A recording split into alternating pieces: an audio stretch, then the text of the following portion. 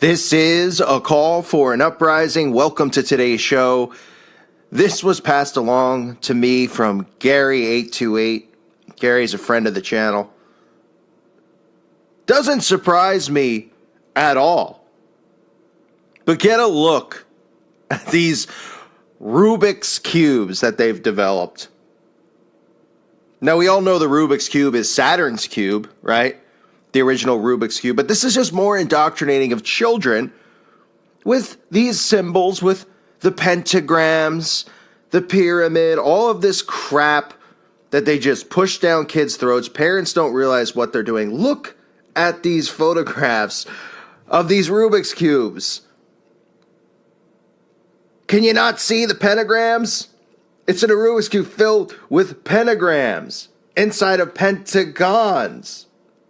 It is an absolute joke. Now, if you don't like this version, you can have this one here where you could just flat out see the pentagram inside with all the little squares around it. Or you could look for yourself and you could see the pyramid Rubik's Cube. Or I guess it wouldn't be a cube, but the Rubik's, we'll call it. And then some people say, well, you're going a little bit far. Well, the origin of all of this stuff we've been indoctrinated with, all goes back to magic. Because the Rubik's Cube itself was originally called the Magic Cube. How about that? What a surprise, right? The Magic Cube. All of this stuff. How many games, how many things are marketed towards kids that involve magic? But we're all crazy, right? We're all nuts. Dungeons and Dragons, which is about magic. The Magic 8-Ball. Parents buying the Ouija boards for their kids. Then you think of something like, oh, the Rubik's Cube. Well, that's going to be something that's going to help the child be smart. The Magic Cube.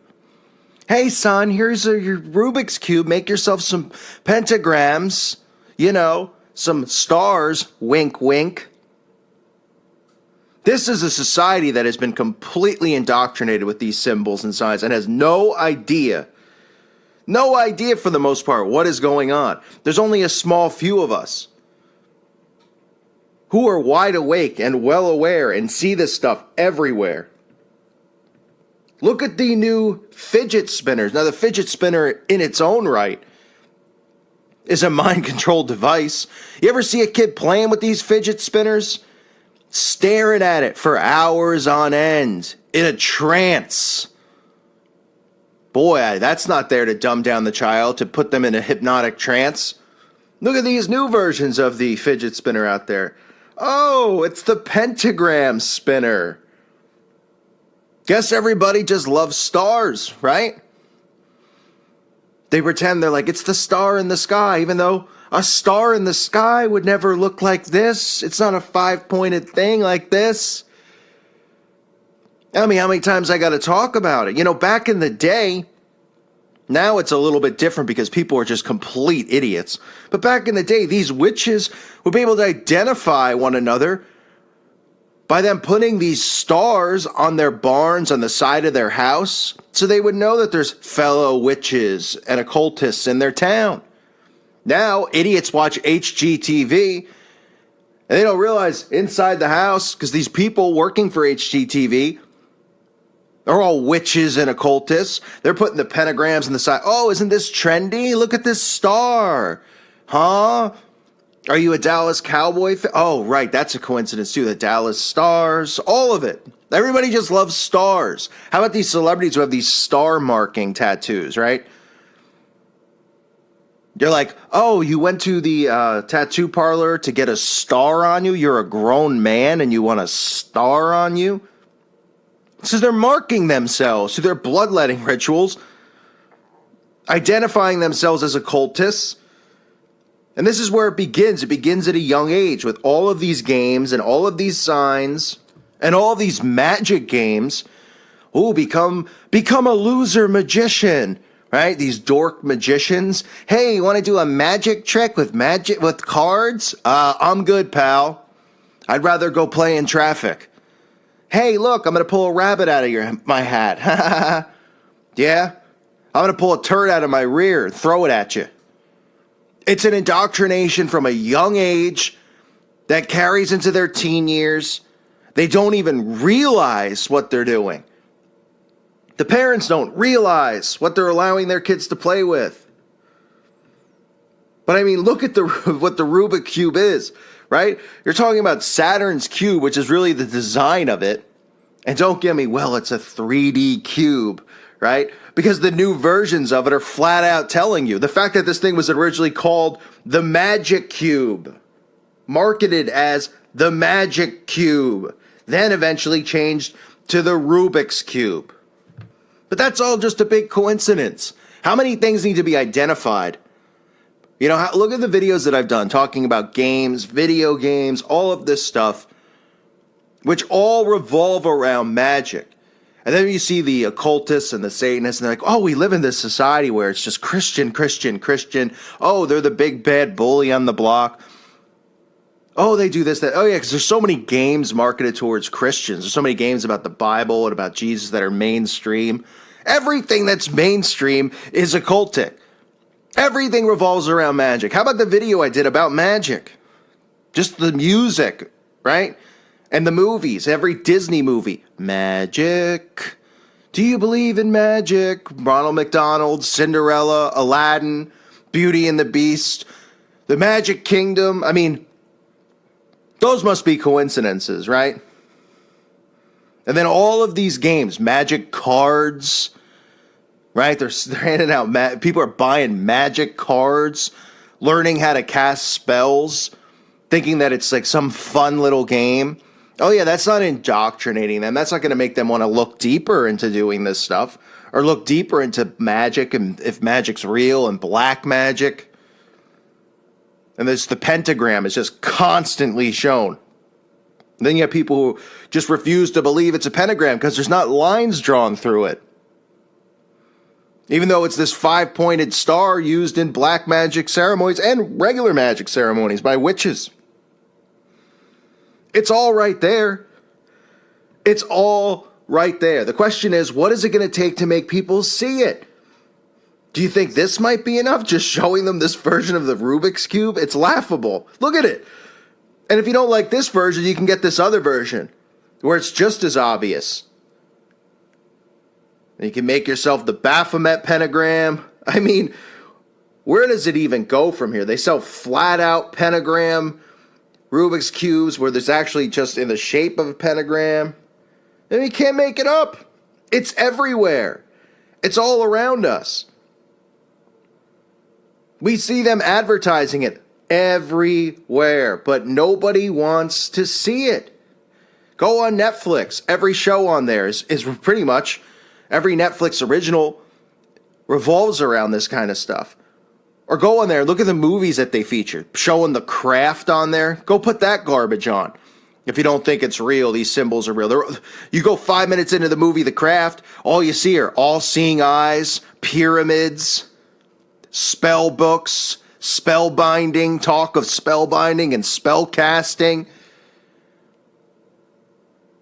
It's all right there. But remember, well, because they make it fictional, because it's in the movies, you know, we're all just over-exaggerating. It's not just in the movies. It's all over the place. I mean, as I said, they're making fidget spinner pentagrams. As if the fidget spinner itself isn't bad enough for the kid's brain. You know, I'd like to take some Rubik's Cubes and put them on a baseball tee and fling these things around, smash them. That's about as much use as they should get from people. But people will go, well, the Rubik's Cube has been proven to make people smarter. I mean, the Magic Cube.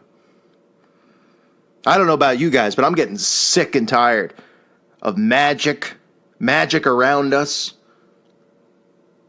Them trying to make this stuff seem cool. It's an embarrassment. Let's be realistic. Look at the people who are involved in the occult. Look at the people who are involved in these satanic groups and organizations. Look at them.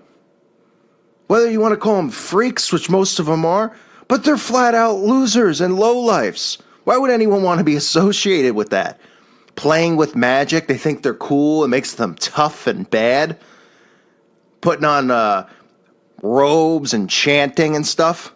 Please. All these people are protected by the rights that have been set up to protect them. You see, we don't have rights. We can't use free speech. They keep taking it away and blocking us. They could do all this crap. Why would anyone want to be associated with a group of losers? People who their whole lives have been rejects, who don't provide anything. They're not entertaining, they're not funny, there's just nothing. Nothing but a bunch of bitter losers who blame all of the problems in their life on God, because maybe they're too fat, maybe they're just they couldn't get the girl they wanted, they blame it all on God. Then they turn to the devil, and then all of a sudden they think that they're cool, and then they try to indoctrinate your kids with this stuff and other people's kids with it.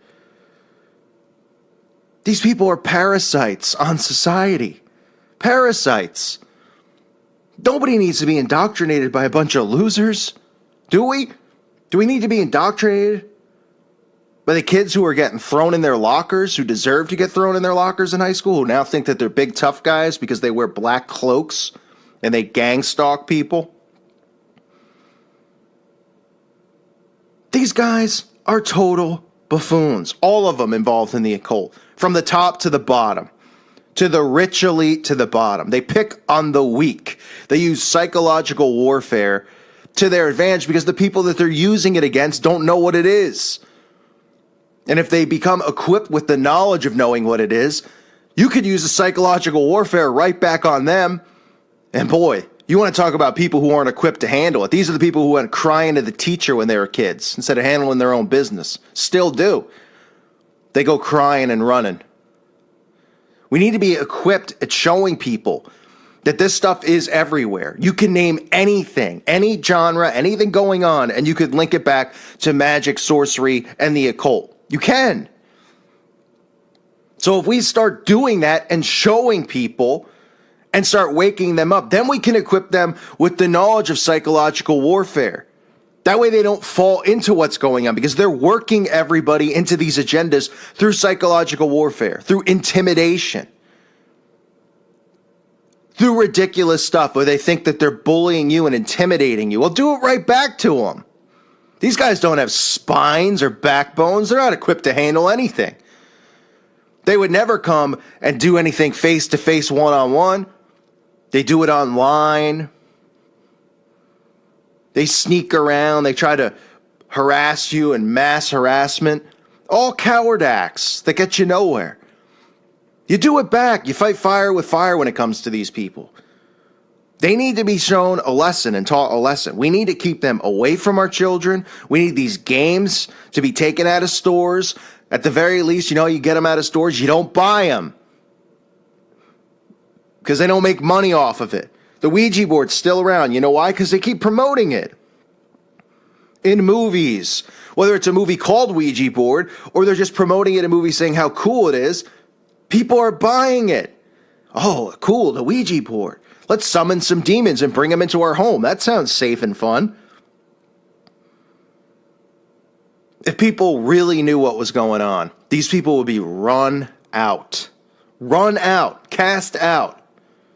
Instead, we keep empowering them because the majority of people don't think they exist. And the ones who do, especially a lot of the Christians out there who do know they exist, they hide from them. They cower away. They go, oh, who cares? Or, oh, because they're afraid.